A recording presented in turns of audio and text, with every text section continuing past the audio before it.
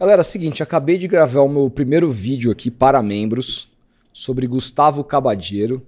O Santos está muito interessado nesse jogador, né? Parece que as coisas avançaram nos últimos dias. Então eu gravei um vídeo aqui de 27 minutos, trouxe alguns lances, minha opinião, se eu acho que é uma contratação válida, se não é. Se você quiser assistir esse vídeo, torne-se membro aqui no canal, tem o link aqui na descrição, ou o botãozinho aqui embaixo, você vai me ajudar bastante. Em qualquer categoria, tá? Bronze, prata ou ouro, você tem acesso aos meus conteúdos exclusivos aqui, que vão começar a ser feitos ao longo dos próximos dias, da semana. Eu prometo que eu vou fazer lives também. Para fazer lives eu preciso atingir um número maior de membros em todas as categorias. Então, se você quiser contribuir com esse canal, se você gosta de mim, é uma maneira muito direta de você me ajudar. E o plano bronze, gente, é super baratinho, você tem uma série de benefícios, inclusive consumir todos os exclusivos aqui nesse canal, recomendo demais. Dito isso, vamos falar aqui sobre uma questão que eu acho que vai ser um divisor de águas se o Kleber Xavier quiser continuar e se manter no Santos e fazer uma história diferente do que os últimos tantos técnicos que passaram pelo Santos Futebol Clube, né?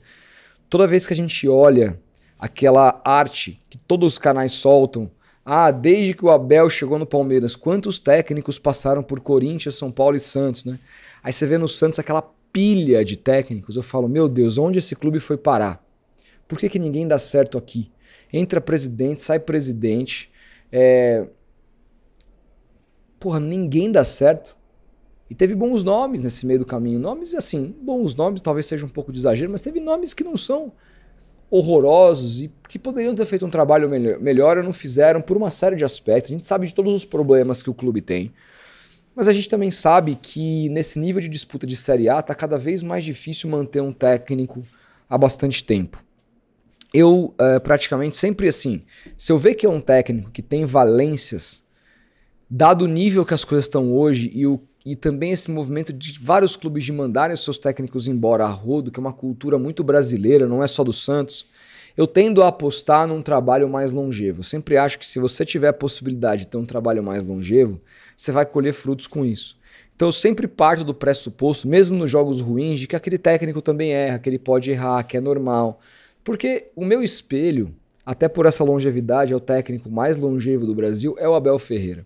Por que o Abel Ferreira, mesmo fazendo o ano que eu acho esse ano do Palmeiras muito ruim mesmo, perto do que o Palmeiras pode entregar, em nenhum ano, desde que o Abel chegou, o Palmeiras investiu tanto no elenco, mais de 600 milhões de reais, e o time não está jogando nada. Ele nos 5 jogos do Mundial errou claramente o plano de jogo de 3. Por que ele continuou no Palmeiras? Claro, porque ele ganhou, porque ele é o maior técnico da história do clube e tudo mais, isso tudo é verdade. Mas porque o Palmeiras, profissional que é, sabe que se tirar o Abel e colocar outro, vai ser difícil que outro faça melhor, faça mais. O mercado não é dos melhores. O Abel tem todo um controle dentro do clube, como nome, como tudo que ele conquistou. Ele tem essas costas largas pelos títulos. Ele tem o elenco na mão dele, em termos de ascensão em cima dos atletas. Ele tem o carinho do elenco dele e ele é um cara que muitas vezes, embora seja bastante teimoso, ele é um cara que nesses 5 anos de Palmeiras já jogou dos mais diversos tipos. O Abel teve diferentes esquemas. Eu me lembro lá aquele time que enfrentou o Santos na Libertadores, que jogava com 2 atacantes, com o Rony e o Luiz Adriano. Era ali, não chegava a ser um losango, mas eram 4 homens de meio de campo, com um Veiga ali por trás e os 2 atacantes. Ele já jogou com linha de 5, linha de 3, linha de 4 várias vezes, e no mesmo campeonato. É um cara que varia. Às vezes ele pega o terceiro zagueiro, é um volante que baixa, às vezes quem baixa é o lateral direito para fazer a saída com 3. Tudo que você vê no time do Abel, ele errando, acertando, você não sabe como ver, você não sabe como mapear o time do Abel. Cada jogo ele pode trazer uma coisa diferente. O Sampaoli, que foi o último técnico a fazer isso pelo Santos, foi o último técnico que deu certo aqui, que o Santos não demitiu. Ele que pediu para sair. O Pérez quis renovar o seu contrato e ele pediu para sair. O Kleber Xavier é um técnico que veio e ele, obviamente, ele vai se ancorar, eu diria, na história que ele tem no futebol, que é muito vencedora ao lado do senhor Adenor Bach, o Tite. E quando a gente olha, e não tem como olhar e analisar o Kleber Xavier sem olhar para os trabalhos do Tite. Para mim, o Tite, ele foi o melhor treinador do futebol brasileiro durante muitos anos. Desde ali de 2011, quando ele ganha aquele campeonato brasileiro pelo Corinthians, em 2012, ele faz aquele ano brilhante. Até, mesmo com a era empatite em 14, que ele se reciclou, lembra, e voltou com um time muito competitivo em 2000 Na verdade, a era empatite foi 13. Ele sai em 14, vem o Mano Menezes, e ele volta em 15 naquele time espetacular do Corinthians, campeão brasileiro. Mesmo com os momentos que não foram tão bons assim do Tite, teve... se você olhar para o que ele fazia na seleção brasileira, o aproveitamento que ele teve, porque ele fez no Corinthians, ele foi certamente durante uma década o melhor técnico brasileiro. E de repente ele tenta voltar para esse convívio de clubes. Ele pega o melhor elenco do Brasil, que é o Flamengo, e fracassa retumbantemente. Porque o Tite ali, ele pegou um outro cenário do futebol brasileiro. Ele pegou um cenário que era um mercado aqui que se abriu para o exterior, e que ao se abrir para o exterior, a gente trouxe conosco uma série de outras ideias do ponto de vista tático, que para ele foi difícil. O Tite sempre foi um técnico que com pouquíssima variação de esquema. O Tite nunca abriu mão de linha de 4, por exemplo. Sempre jogou com linha de 4. A única variação do Tite tática é o 4-2-3-1 para o 4-1-4-1. E aí, assim, o que isso quer dizer em números, né? Porque eu sei que muita gente não tá nem aí para isso, não entende, não quer entender, tá tudo bem. Mas eu explico para você. O 4-2-3-1, muitas vezes, você tem, além da linha de 4 por trás, 2 volantes na frente da linha, um meia, e aí você tem aqui na ponta 2 jogadores que podem ser meias ou pontas atacantes, e um atacante e um centroavante lá na frente. Então esse meio é constituído por 2 volantes e um meia aqui na frente, tá vendo? Já o 4-1-4-1 é exatamente o contrário, você altera isso aqui. Esse volante joga mais fixo aqui na frente você tem 2 meias. Naquela seleção de 2018, da Copa de 2018, ele jogava num 4-1-4-1. Como é que era? Você tinha um Casemiro, que era o único volante preso, e uma linha de 4 aqui na frente, com os 2 pontas. Nas eliminatórias eram Neymar, desse lado, na esquerda, o Coutinho na direita, ele tinha Paulinho e Renato Augusto aqui e o Gabriel Jesus na frente. Ou seja, como volante posicionado, ele só tinha um, que fazia o para-brisa, que era o Casemiro. Só que em vários outros momentos no Corinthians, na própria seleção, até na Copa de 2022, ele mudou. Jogou com 2 homens e um meia. O Neymar virou meia na Copa de 22, por exemplo, e ele sustentou isso com outro meia que poderia às vezes ser até o Paquetá, mas que no posicionamento, embora tivesse alguns posicionamentos como meia, no momento defensivo virava um lado a lado ali com o Casemiro. O próprio Bruno Guimarães jogou assim, com Bruno Guimarães, Casemiro, Neymar na frente, aí tinha Vinícius Júnior de um lado. No outro lado ele variou bastante, poderia ser o Douglas. Acho que o Douglas Costa não jogou essa Copa, agora eu tô confundindo. Não lembro quem jogou aberto pelo flanco direito na última Copa, eu tô com a memória péssima. Mas já era um outro tipo de variação. Ele nunca fez as coisas que o Abel faz. Saída com linha de 5, linha de 3. O Kleber, por exemplo, contra o Flamengo, no momento defensivo, ele fez uma variação. Ele fez o Guilherme muitas vezes baixar para a última linha, para o Santos defender com linha de 5. E o lateral esquerdo, que era o Souza, virava um terceiro zagueiro pelo lado esquerdo. Ele fez isso em alguns momentos do jogo. Mas o Santos, em momento nenhum, contra o Flamengo, fez uma saída com linha de 3, 3 mais 2. Não fez. O Santos sempre saiu com linha de 4. Tá bom, mas o que isso tem a ver, Rodolfo? Por que isso vai mudar o futuro do Kleber Xavier se isso não for corrigido? O que acontece é o seguinte, gente. O futebol está tão estudado, tão alto nível, que se você tem, por mais que você consiga dar padrão para um time numa estrutura tática, e não tem problema nenhum um time ter uma primeira estrutura tática, um plano A. Não tem problema nenhum. Eu acho que faz parte do trabalho também você implementar uma estrutura tática definida, depois pensar em alterações, depois pensar em variações. Eu acho que, assim, por isso que eu não vou cobrar o Kleber Xavier abruptamente com relação a isso, porque eu quero ver esse trabalho se desenvolver mais, né? E ele precisa achar primeiro esse plano A. Mas a questão é, se todo mundo entende que você tem um plano A, mas você não tem um plano B, quando estudarem seu time e entenderem por onde você joga, quais são os padrões desse time e bloquearem os padrões desse time, você não tem nada para fazer. O Mirassol foi isso com relação ao Santos. Entendeu o que era o plano A do Kleber Xavier, o Rafael Guanais, e o Kleber Xavier nunca teve plano B para esse jogo. A gente, claro, culpa as saídas, as trocas. Eu critiquei muito o Kleber Xavier no meu pós-jogo aqui. E eu, antes de ver a coletiva dele, já sabia que ele ia falar que trocou aquelas 3 peças por uma questão física. Já adianto que mesmo não tendo acesso ao GPS, ao exame de sangue dos caras, eu sou contra. Ele tem que pensar primeiro no resultado, depois na questão física. Mas o ponto não é nem a troca dessas 3 peças, mas é uma imutabilidade tática. Cada jogo é um jogo. Cada jogo você tem que se preparar para aquele adversário, estudar o adversário, porque ele também vai te estudar. E aí quando a gente olha para o trabalho do Kleber e para o trabalho do Tite, ao longo de mais de 2 décadas juntos, é um trabalho que pouco variou taticamente e que deu muito certo no Brasil, porque o nível dos treinadores que atuavam aqui, na elite, era outro. Na seleção brasileira, embora ele tenha enfrentado o Tite, tenha enfrentado técnicos interessantes na América do Sul, o Brasil se sobressaía do ponto de vista técnico.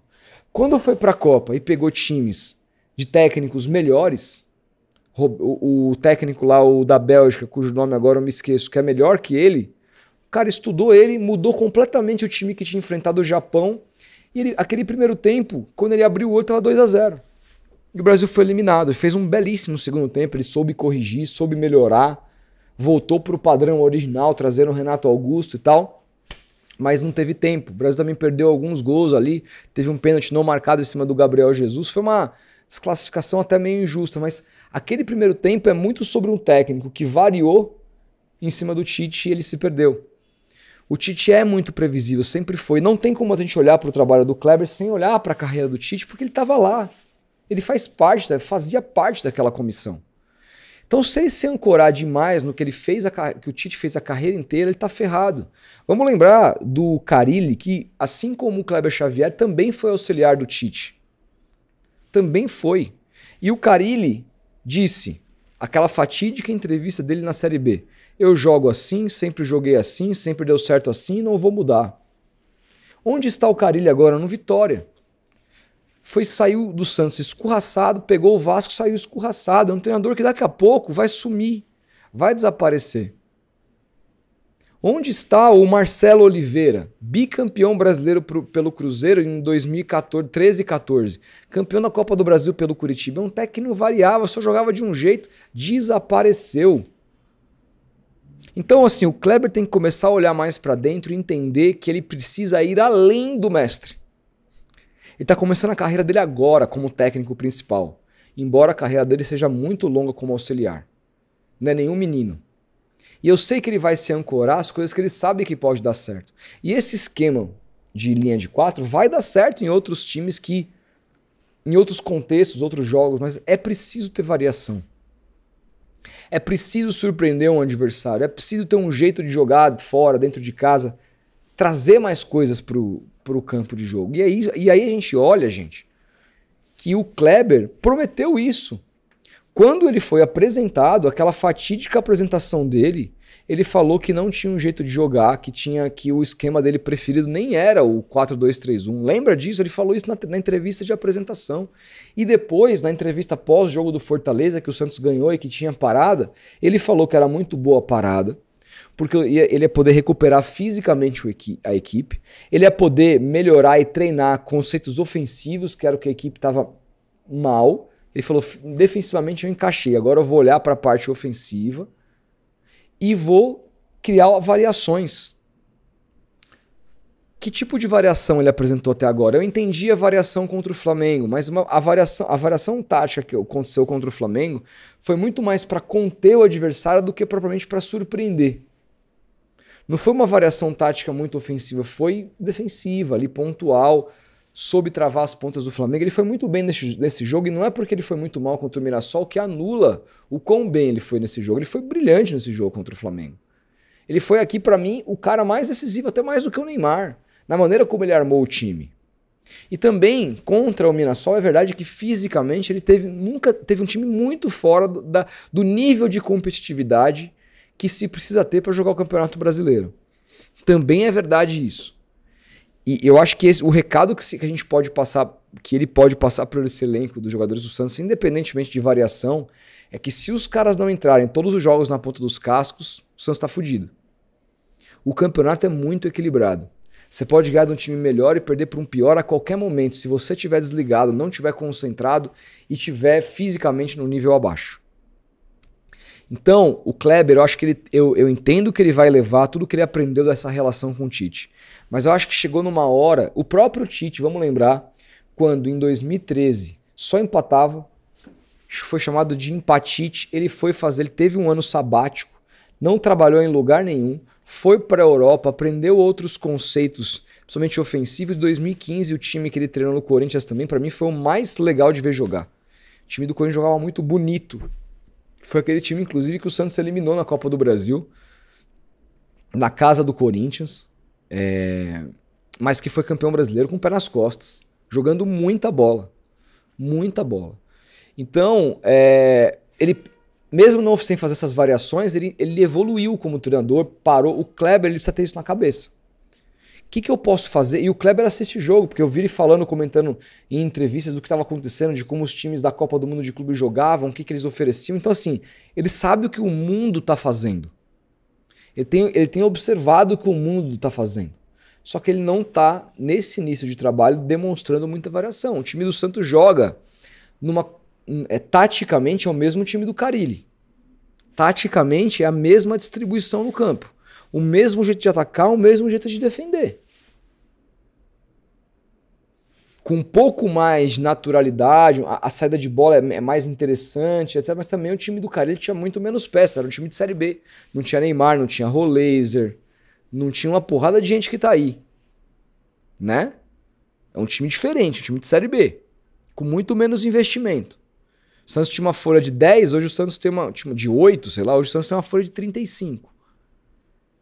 Então melhorou muito. Ele precisa entregar mais do que o Carille entregou.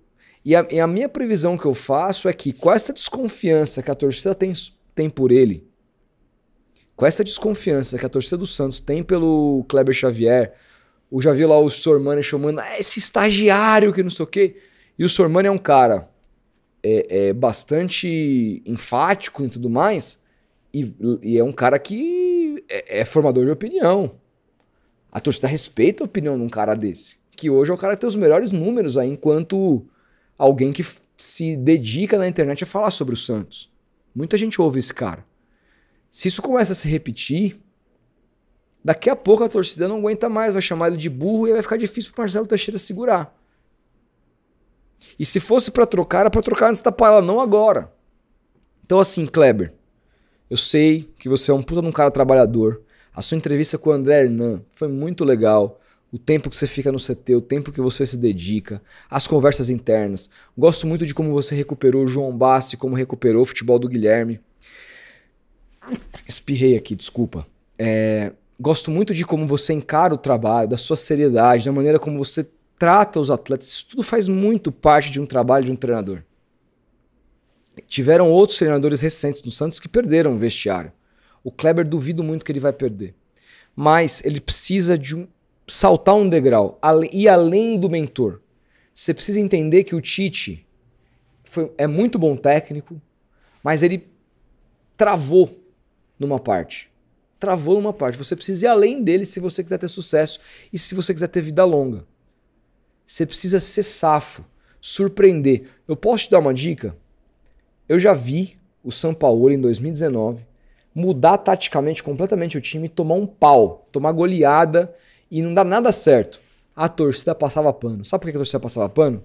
Porque o time tinha muita intensidade, a torcida se identificava com a maneira como o time corria. Ele também escolhia muitos jogadores a partir da questão física, ele mudava muito os jogadores, por isso uma coisa que você fez contra o Mirassol que deu errado, ele já fez muitas vezes, e deu errado e deu certo. Mas além de tudo, ele era um cara que não negociava o ataque, não negociava a bola. Você teve mais bola com o Mirassol, mas não negociava a objetividade no jogo. E mais, ele era um cara que ousava taticamente, que você via que ele criou uma coisa que ninguém imaginou. Às vezes você pode achar, puta, o jogador não vai entender, é preciso de muito treino, e agora a gente tá jogando quarta e domingo, não sei o que. Pô, você teve 3 semanas, cara, pra preparar o time, você não preparou nenhum plano B. Ainda há tempo. Em agosto você vai ter semanas cheias para trabalhar. Prepare planos B e Cs. O jogador também, ele cresce quando estimulado a fazer coisas diferentes. Ele gosta do treinamento quando ele é estimulado a jogar em funções diferentes. Convence. Se você não falou para o André Hernan que o seu trabalho é de convencimento sobre tudo, convença os jogadores de que eles podem fazer coisas diferentes ao longo do campo. Que eles podem crescer como atletas. E você então vai crescer como técnico. Se você ficar nesse futebol de alternância de 4-2-3-1 para 4-3-3 o tempo inteiro e não tiver nada, no máximo baixar um cara para fazer uma linha de 5 e acabou, se você tiver só isso de repertório, você pode até fazer um trabalho no Santos, mas vai ser medíocre. E ninguém, quando o Santos tiver que dar um salto a mais, vai pensar em você.